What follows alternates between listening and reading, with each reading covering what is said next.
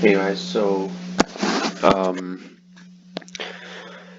today is our Python class number this is like the 6th or 7th class, but today we're going to be going over some while loops, and then we're going to be going over some more advanced data structures. So while loops are quite intuitive. It's very similar to the for loops we learned about last class. It's not too different.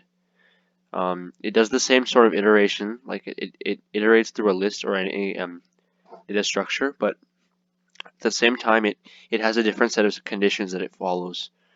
So, and we'll be covering while loops only for a short amount of time, and then we're going to move on to advanced data structures.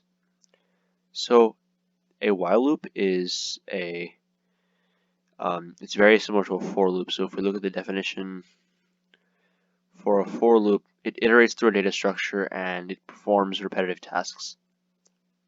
Okay, so it inherits those properties from a for loop. Performs advanced iteration through a data structure. Alright, so it has that similar property, except this time so just like we had our for loop, so this is the example of our for loop. We would have for,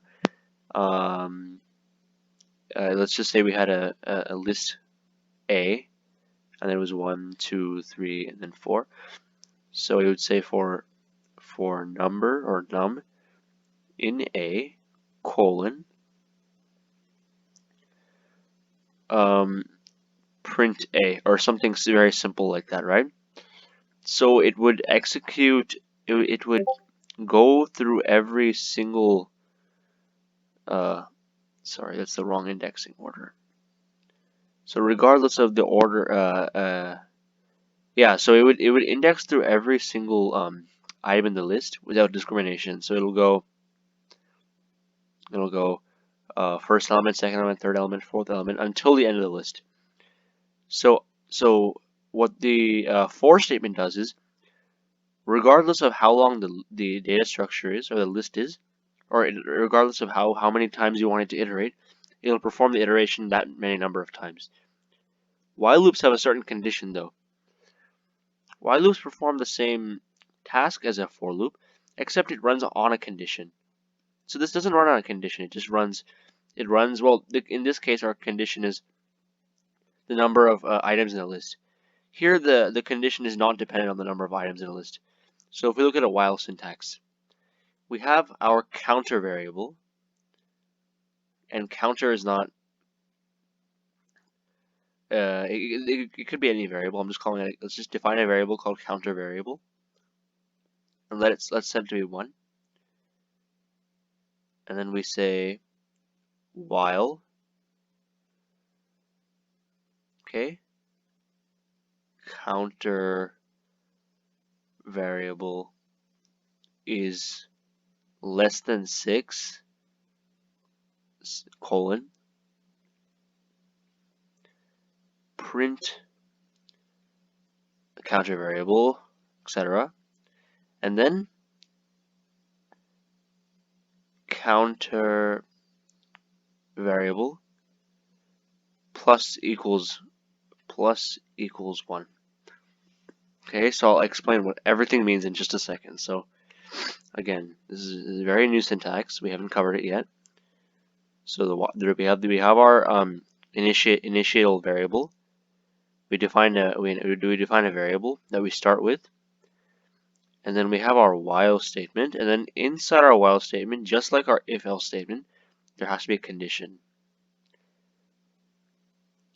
And basically what this means is, as long as this condition holds true, the program will continue to execute. So we say that the counter variable starts at 1. We tell it to do some sort of function, so we say do a function.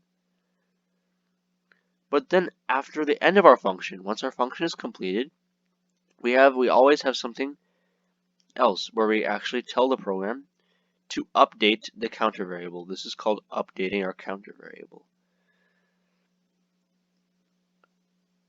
Updating the counter variable.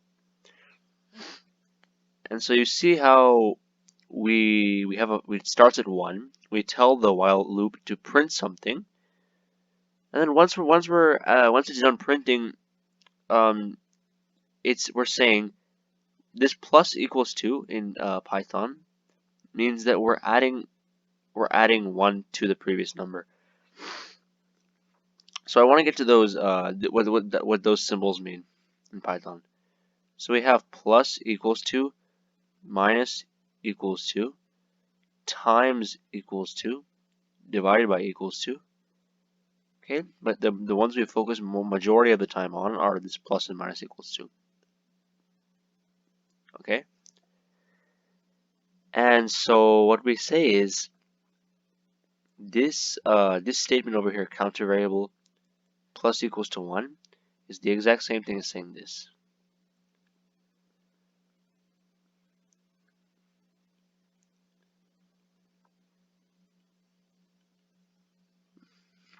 Essentially, you're saying, hey, you know what? Once this program is done, once this function has been executed, add 1 to your previous value. So that's what this is saying, add 1 to your previous value. Similarly, you can do the same thing with 2. So let's just say this number was 2. You can do the same thing. And similarly, this would change. This is just a short and sweet way of condensing this.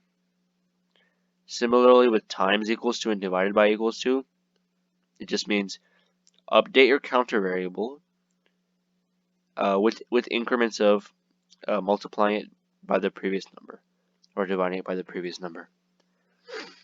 So let's take a quick look on how this looks like in general in Python. Let's see how this looks like. So let's just say we have a variable called I. Typically, counter variables and iterative variables are defined by one letter letters, usually singular letters like I, L, N. So let's just start with I. Let's just say our I value is 0. And then let's define a while statement and say while. And then in parentheses, we put whatever our condition is. Say while I is less than 10. Okay? We have our typical colon, and as usual, this downward arrow will pop up, signifying that we've defined the function. Space automatically appears. Now, we're telling the function while I is less than 10, right? So this while loop, we're telling it, as long as this condition holds true, execute the code in below. So as a simple example, let's just say print I. Okay, let's see what that gets us.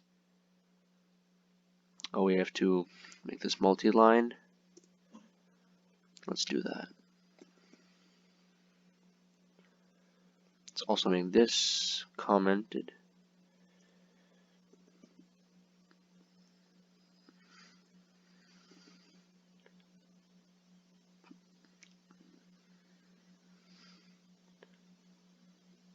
Oh my goodness, so many multi-line comments. Okay.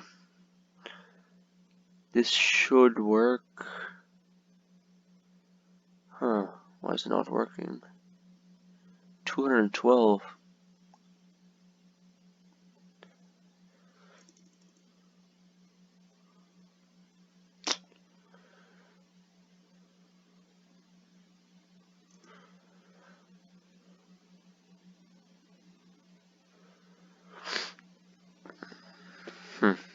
Wonder why this is not working.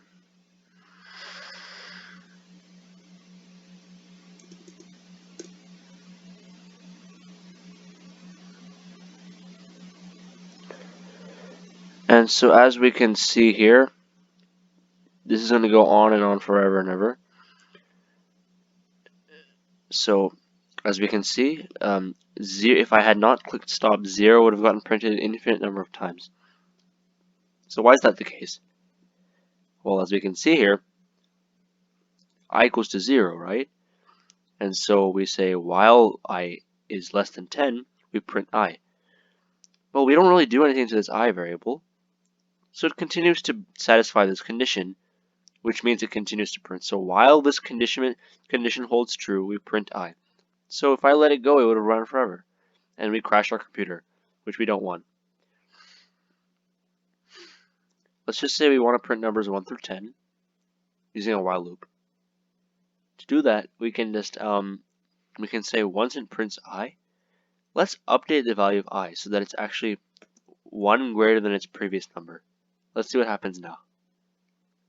So as you can see, it does the same thing. So we say that while I is less than 10, it performs the function, and then prints and then increases the value of 1 incrementally by 1, and then the whole thing repeats over and over and over again.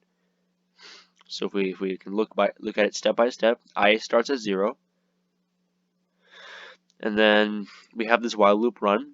So since 0 is less than 10, it prints 0, and then it basically says add 1 to the previous number so that it becomes 1. So then I becomes 1. Okay?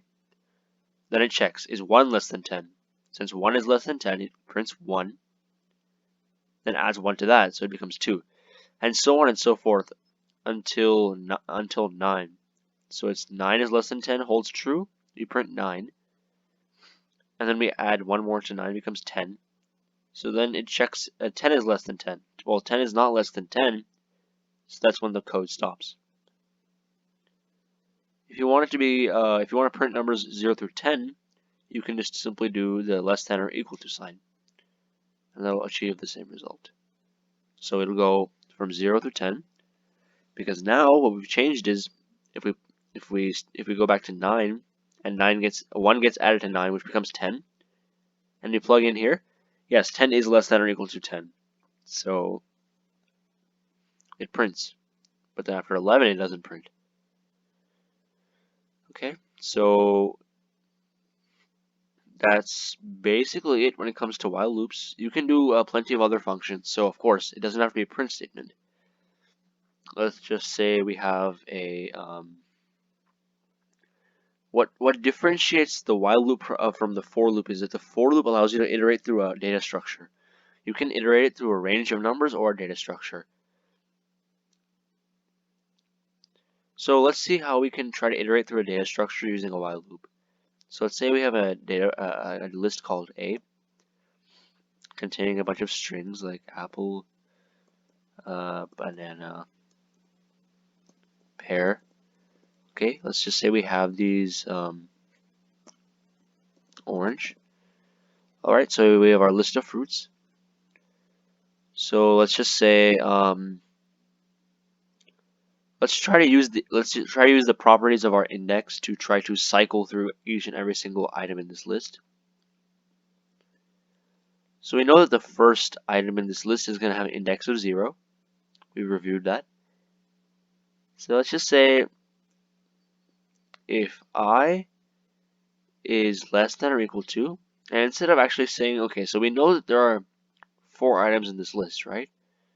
So that corresponds to a maximum index of 3 because the index corresponds to 0, 1, 2, 3.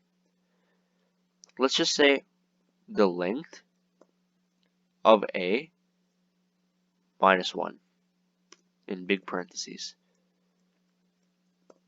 Okay, which basically means if the index of I is less than the maximum index, less than or equal to the maximum index, you print that index value. But we don't actually want to print the index value. We want to print the value associated with that index. So let's just say print A of I. So we're essentially iterating through the list. Now let's print. So now it says apple, banana, pear, orange. So we're essentially saying for each of these items in this list, well, not exactly each of the items in this list. It's essentially saying we're creating I is being iterated across the number of items in this list, and then that's being applied as an index value to the list. Okay, so that concludes the while loops part of our unit. That should be fairly intuitive. And again, you don't have to use print we'll go into some more advanced uses of these for and while loops. I just wanted to get the basics out of the way, because then when we get into more advanced topics, we can do some really good applications of these projects. I just want to start very basic, and then by the third or fourth weeks, we should be able to kind of like run from there, because we already know the basics of all these different stuff, and then we can apply it in a more advanced way later on.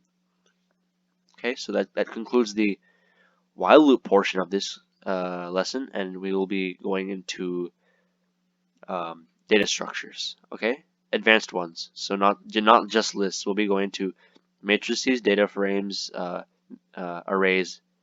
Okay, so we'll look into that. Okay.